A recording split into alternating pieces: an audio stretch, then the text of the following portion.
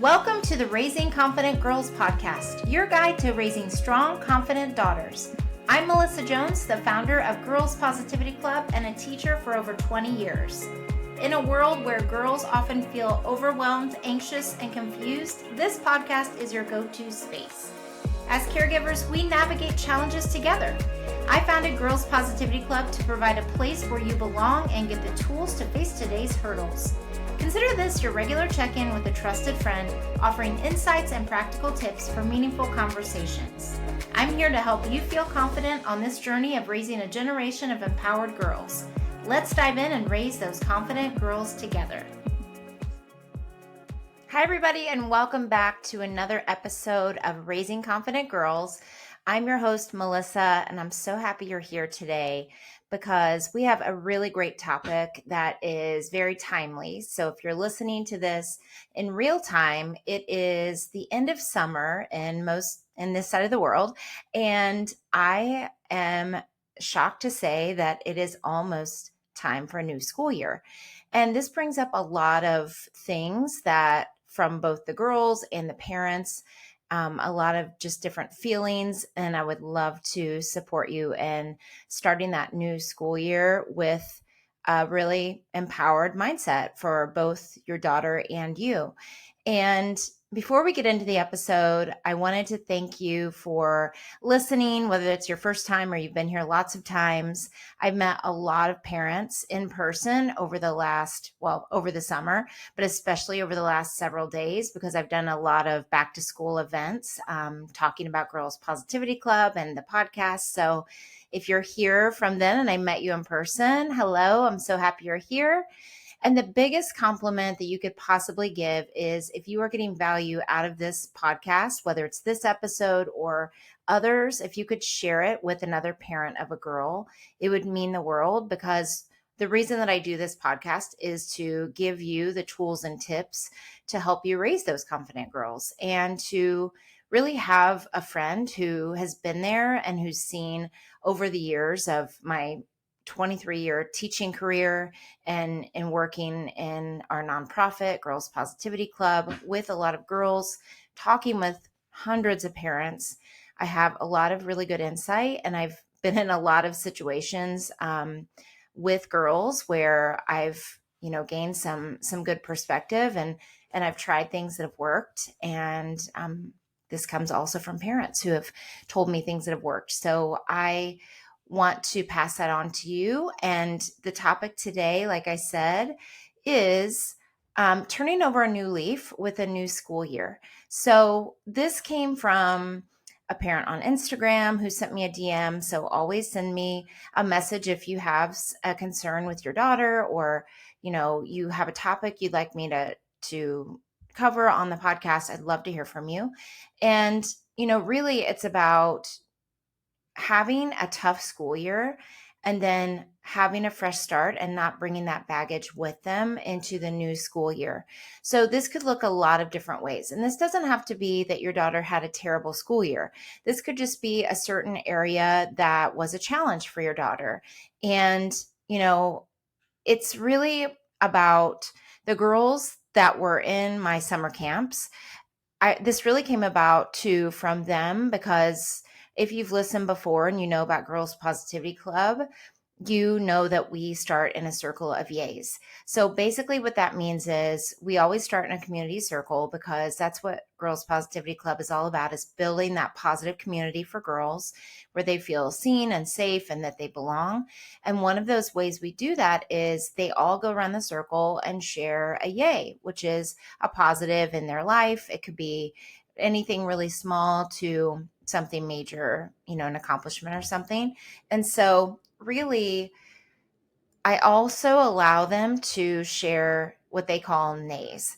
And a nay is the opposite of a yay. So it's a concern, it's a worry, it's a challenge that they're facing. They're never forced to do that, but they're always given the space. And one thing that kept coming up in my summer camps, especially the last one, which was the grand finale, which finished at the end of July, is they're worried about school. And not all the girls, it was mixed. It was mixed. Some of them just didn't want to let go of summer, which I think we can all relate to. Whenever there's a break, it's hard to go back, or whenever you're on holiday or vacation, it's hard to go back to regular life. But what I really started listening to from both the girls and the parents was why they're worried. And a lot of it came from they didn't want a repeat of some things that had happened the year before. So I heard from some parents where they told me that their daughters had some behavior challenges. Like if you listen to my last episode, I talked about big emotions. Some parents were talking about their daughters really struggling with managing emotions. And really, that's, their bodies are changing and they're going through a lot, especially, today. I think we can all agree that girls are facing challenges that we didn't growing up. And there are new things that are coming up, especially with social media and managing all of that, and managing devices, and new things are coming up with girls. But then there are also recurring themes. One girl told me that last year she was called names in different languages. So, because the girls at this school had decided that they couldn't be so obvious, and this is the thing about bullying and teasing, kids are super savvy about knowing when to do it. They never do it around teachers. That's why a lot of times teachers had no idea what was going on, not because they are neglecting paying attention, but because kids wait until the teacher is not around. This happens in the bathroom. This happens at lunch. This happens at recess. If you have kids young enough for recess, this happens in passing periods. They're very savvy about knowing how to do it. And, I hate that, but it is true. And this girl told me that girls were saying mean things to her in different languages so that she couldn't understand what they were saying. And I'd never heard that before. And she was like, I'm actually not looking forward to going back to school because I don't want a repeat of that. I don't want to go through that again.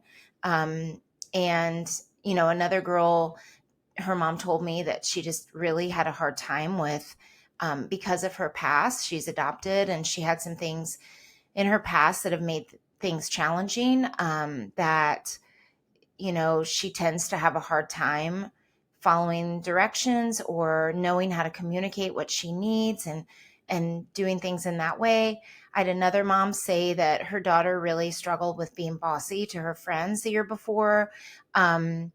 And just she overheard her daughter like bossing her friends in a way that she felt uncomfortable about. She's like, I don't know why she's doing this. She's not being kind. She's just like trying to rule every decision her friends are making. Other worries have been about academic, like school was really hard for her last year. Math got really hard. Writing was hard. Reading was hard, things like that. And then also, just friendships. And especially if your daughter was in a tight friend group and she needs to branch out, or maybe there was something going on with, I had a girl in middle school who a lot of the girls were excluding, and, just all these things come up. And it's not to make you worry about it, but it's to equip you and make you aware, even if your daughter had a great school year, that these things go on for girls. And, even if it's maybe your niece or your friend's daughter, I think also it's always good to listen to other perspectives. Even if your daughter is super confident and had a great year, that's great. And you want to keep that momentum going. So all of these tips, I'm also always wanting to give you proactively, for a just in case, not to anticipate that anything negative will happen, but to equip you with things you can do if this does happen, or if your friend or your sister or your cousin needs support in some way. So um, these are things, like I said, sometimes they can also feel overwhelmed by schoolwork. I hear this a lot, especially from girls as they get older, as they start to feel really overwhelmed from schoolwork and communicating with you. Sometimes they feel like that they need to keep it all in, even if it's not a major thing. And we want to open that communication for them so that they know they can come to us when things are small before it gets to that point of they don't know what to do and they're completely overwhelmed and anxious. So The first thing that you can do is validate her feelings. We talk about this all the time. If you've heard any episode, it's just acknowledging her feelings, even if it seems irrational to you or it doesn't seem like a big deal to you. Just saying things like, I understand why you feel that way. I'm here for you. All of those things, and just making her not feel um, like, oh, just get over it, like not dismissing her feelings, because as I've said in lots of episodes, it is a big deal to them in their development, in their stage of life. These things are a super big deal, and we don't want them to carry it with them. We want them to have the tools to work through it in positive, healthy ways as much as we can. So it's like, it's normal to feel this way no matter what it is. It's normal, like normalizing what she's feeling, and just helping her feel that empathetic, warm adult in her life who gets it. Even if you've never been through what she's describing, just saying that you get it without trying to fix it right away. That's the first thing. The second thing is helping her be reflective. So I had a parent who reached out and said her daughter wasn't even aware that she was coming across as super bossy to her other friends. She just wanted things a certain way and she wasn't aware of it. So it's bringing that self-awareness and helping her reflect. So it's telling her what you're observing and asking her, like, how do you think, this girl felt in this situation? Or, what are you learning from this experience? Like when you're noticing this other girl is doing these things, what are you learning from that? How can you not do that? So even if they're very confident they had a great school year, kids are very observant and they might have witnessed some things where they're like, wait, I want to be the person who stands up or who stands beside the girl who is being called names or who is being excluded. I want to be the inclusive friend. So it could also be her being empathetic to other girls in that situation and being aware of it instead of avoiding it. And not that she has to get in and solve everybody's problems, but it's helping her know how to be an empathetic witness to them and how to be a good friend and how to support other girls instead of, saying like, well, that doesn't involve me, so I'm just going to stay out of it. I'm not saying also that they have to get involved in everything, but they can also be an advocate for other girls and be a support and be that model of a good friend and what a good friend looks like for them. And I think that's really important for us to talk with our girls about as well. And then, it's really like, what are some goals that you have this school year? So this happened last school year, maybe something was really hard for her. And so you want to be proactive in the next year and be like, what is a small goal that you would like to accomplish in that area? So if it's reading and they like really struggle to read, I've had lots of girls who, um, have challenges in reading. And maybe it's like, okay, those big long chapter books are very overwhelming for me, or I'm not enjoying reading. So maybe I pick up a graphic novel, or maybe I pick the smaller books and I set small goals. Or with friends, if they're really shy, maybe it's setting a goal of speaking to one person every day, in the morning. So it might seem like a super small goal, but depending on your daughter's level of social interaction, maybe it's making one interaction a day of like reaching out to someone and asking about their life and, getting to know someone new once or twice a day. Maybe it's raising her hand in class. I hear from a lot of girls at all ages that they're afraid to raise their hand because even when the teacher says we're not going to tease if someone makes a mistake, if they, raise their hand, they're still very reluctant unless they're 100% clear that they know the answer and that it's correct. So, especially as they get older, there is that those under the breath comments that other people can make if they're wrong or whatever it would be. And I hate that for them, but it's also showing them that if you raise your hand and you are wrong and showing other girls that it's okay, and the people that laugh aren't your people anyway. So it's like just having that confidence in yourself to be like, okay, I'm pretty sure this is right, but maybe if I raise my hand and I'm wrong in front of everybody, it'll show other girls that they can make mistakes too and still feel good about who they are. So, it's really setting those small goals and celebrating effort. I'm such a big advocate for celebrating effort, not just achievement, because especially with girls, there can be this trap that they get into of always feeling like they're only enough when they achieve certain things. And we want to also celebrate their progress and being like, you did that, you did two more problems than you did the day before, or, you read an extra 3 pages. So celebrating those small goals along the way, especially in an area where she's finding challenge, is really good. Or if they're involved in a friend group and there's a lot of mean girl behavior happening, her removing herself is something to celebrate from a situation, or being assertive and saying, I don't want to talk about people behind their backs, or I'm not comfortable, in this situation, whatever it would be. So teaching her and her knowing that she can communicate that with you and be, that safe person to say that to is so, so important. And then also that positive morning routine is so important. And that doesn't mean that she has to journal in the morning, she has to do a million things. It might just be while she's getting ready or while you're having that check in with her. Maybe it's a quick check in, even if she's not a morning person. I know some girls are like, I don't want to talk in the morning. It could be like, what is something you're looking forward to today? What is something that you expect to go well today? So it's helping set her up for good things happening in her day.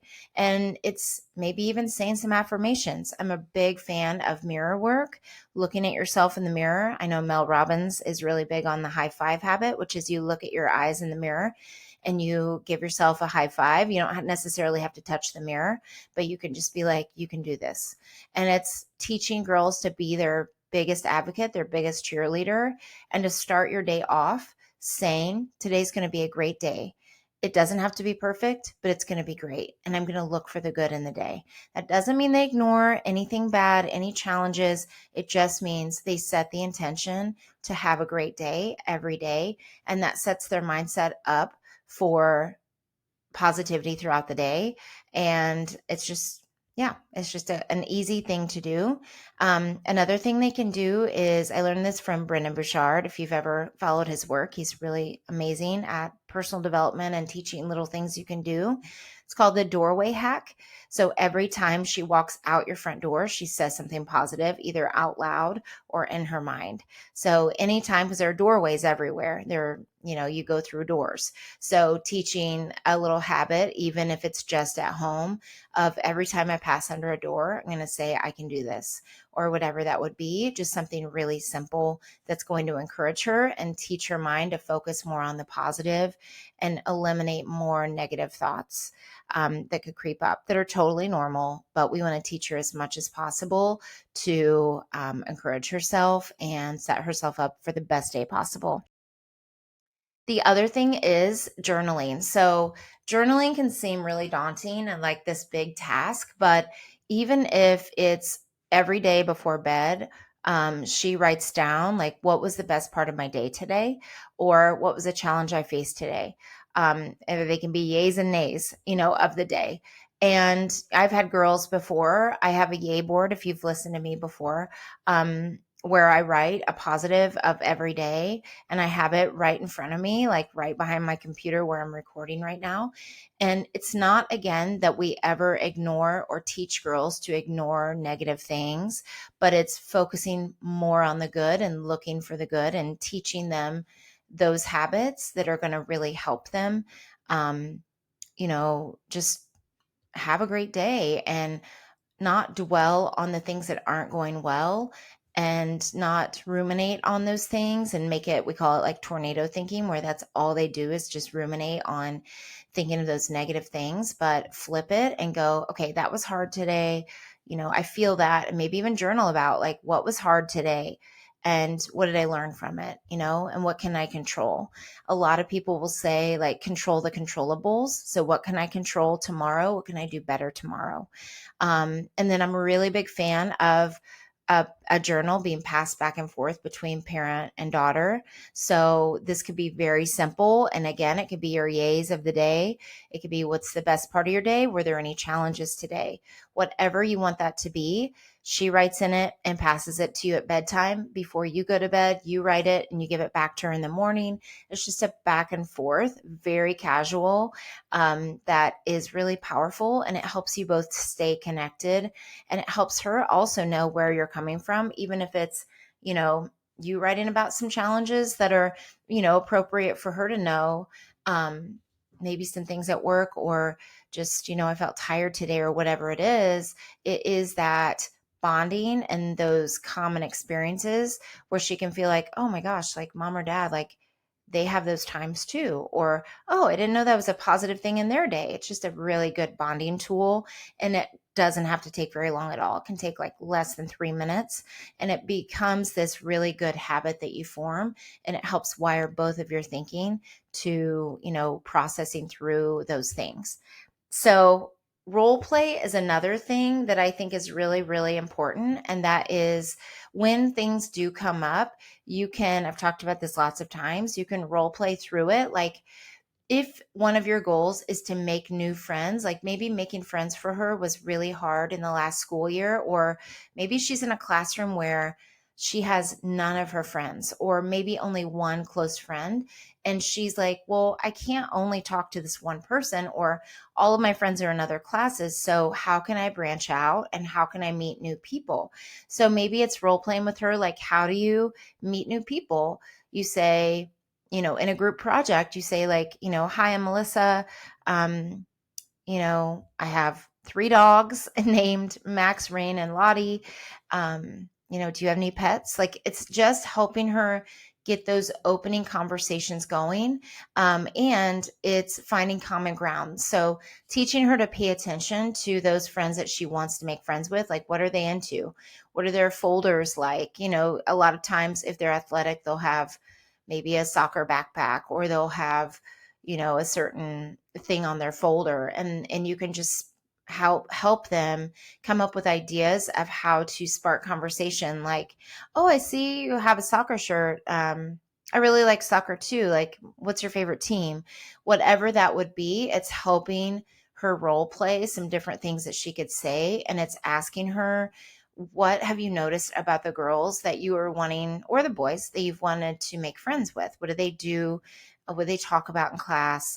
What do they do at recess? Things like that, if they're at that age. And it's role playing so that they're prepared for what they could say. That way they go into it with a little bit more confidence the next day. And then some bonus ideas that I've come up with is, you could also create this confidence corner. I'm really big in visuals and making visuals for girls. So like I said, I have a yay board. I have a lot of positive visuals around me because that helps me a lot. And then you can create them at home. So maybe it's a confidence corner that she creates in her room. And maybe when she does something she's proud of, she writes it on a piece of paper. Maybe it's a poster board, maybe it's a bulletin board, and she just writes it down and she puts it up on that board, or she puts it in a jar or something like that. And it's effort, not always accomplishments. It could be, I talked to one new person today and we had a good conversation, or I tried something new today. I, asked a question in class when I felt scared. I encouraged myself during a test. Instead of saying this is going to be really hard, I told myself I could do it. So it's having those conversations, helping her make those things visual, and having a spot in her room or on your fridge or whatever it would be, that focus on building her confidence and having those positive things that she's proud of, visual in some way. And you could even do it as a family. And it doesn't, I'm not saying you have to take hours and hours doing something and make some bulletin board in your house, because I'm also realistic and I'm a mom too. And, we don't have time to do all those types of things, but we can always grab a piece of paper and something simple and just jot things down and make it a habit each day. And I think the more we can do that, the better for our girls and for us too. Another one is another idea like that, which is like turning over a new leaf. So if they're bringing something with them from the last school year that is hard, like it's, what makes you feel excited today? What is something that it's like an overcoming, or like what's something new you've done. So similar to the confidence corner, you could do something like as far as turning over a new leaf, or what are new things that I'm trying. If you have a girl who especially is wanting to set a goal of trying new things, you could have an area where, again, she tries new things, and you write it down, or you talk about it each day.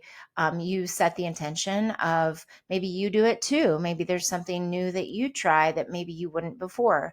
And it can be as simple as making a new recipe, or trying a new workout, or talking to someone new. And it's making that visual so she can see her progress in some way. And then another idea that's kind of an outside the box thinking is a friendship bracelet making session. And this could be with friends. Maybe she gets some of her friends together and they make friendship bracelets and they pass them out to new girls, and they, customize them for certain people. That means a lot when you make something for someone else. Especially friendship bracelets are still really trendy. And having some girls over and just making bracelets together. There are tons of YouTube videos that you can follow and that your girls can follow in making those. And then maybe it's branching out to new people and passing them out at school. Or maybe it's just giving them to their close friends. I mean, it means a lot when you have matching bracelets, or you do something kind for someone else, and you never know whose day you're going to make by doing something really nice and kind for someone and expecting nothing in return. And it can also spark a new friendship. And if your daughter has someone over and they make them together, it's a new way to bond and a new way to connect. And they have conversation together and they make a plan, like, how are we going to pass these out? Who are we going to give them to? And setting that intention of like not only giving them to, making it inclusive and not like an exclusion thing. It doesn't mean if you give someone a bracelet that you have to be friends forever. It just means you're doing something kind for someone else. And even thinking of who would need an act of kindness. Like maybe it's for a girl who not a lot of people talk to, and maybe you giving them that friendship bracelet helps them feel included. So it's having those conversations with her and helping her take action to do acts of kindness for people. Even if they're not super close with them, it's just doing those nice things is building confidence, is building connection with other people.